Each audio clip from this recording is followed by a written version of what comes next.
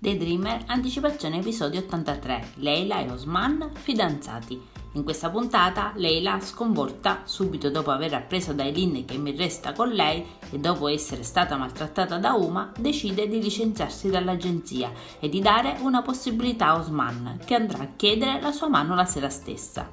A casa Sanem cerca di fare ragionare la sorella, consigliandole di non prendere decisioni affrettate quando è arrabbiata.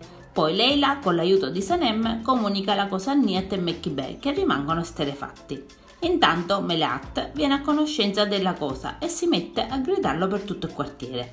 Mentre Leila è piuttosto nervosa, anche Sanem si prepara per la serata e pensa di invitare Jean, pertanto lo chiama. Jean è molto carino al telefono, Sanem gli spiega il perché della sua telefonata e gli dice che sarebbe felice di vederlo. Jean accetta. Jean corre a casa a prepararsi, ignora la madre e pensa di avvertire Mirreh, ma non ci riesce. Uma ascolta la telefonata di Jean, che si scusa con gli amici per non unirsi a loro. Poi dice al figlio che è bello come uno sposo, ma lui non vuole che lei lo tocchi. Intanto Sanem parla nuovamente alla sorella e le chiede ancora se è sicura di fare la cosa giusta. Lei dice che non è una decisione presa per rabbia e che è meglio così. Sanem la rassicura che sarà sempre al suo fianco e che vuole proteggerla. Mentre Leila prepara il caffè, Jean giunge a casa di Dean e rimane senza parole nel vedere Sanem così bella nel suo abito rosso. Dopo essersi scambiati dei complimenti, Sanem lo invita a entrare. Jean saluta Niyat e chiede di Mekkibeh, poi raggiunge la donna e Leila in cucina. Chiede a Mekkibeh come sta e fa i complimenti a Leila perché è molto carina. Leila non sa fare il caffè turco e allora Jean le fa vedere come farlo.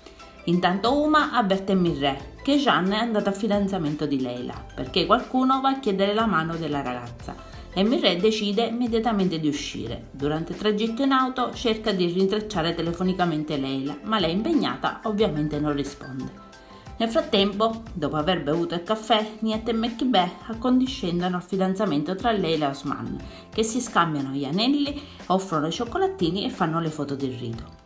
Poco dopo suonano alla porta e Leila va ad aprire, e Mirreh. Il ragazzo è sconvolto vedendo la scatola di cioccolatini e il nastro rosso tagliato che pende dall'anello di Leila.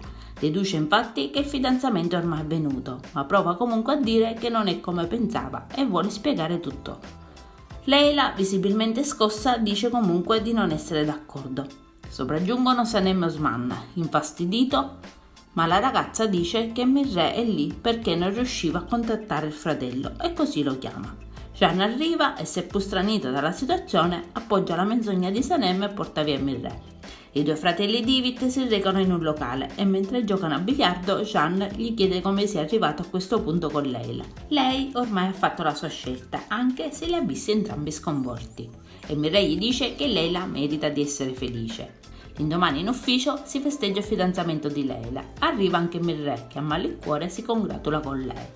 Da sola in ufficio con Sanem le comunica che ha intenzione di lasciare il lavoro. Deren scopre dalla stampa che Fabri ha annunciato il lancio del nuovo profumo con il loro slogan. Jean dice che troverà il responsabile di questo. Intanto lo stesso Fabri fa recapitare in agenzia un invito al lancio del profumo con un campione del profumo stesso. Jean se lo spruzza sul polso e lo odora, poi guarda Sanem. Adesso non ci resta che guardare l'episodio. Io vi saluto e vi aspetto al prossimo video. Bye bye!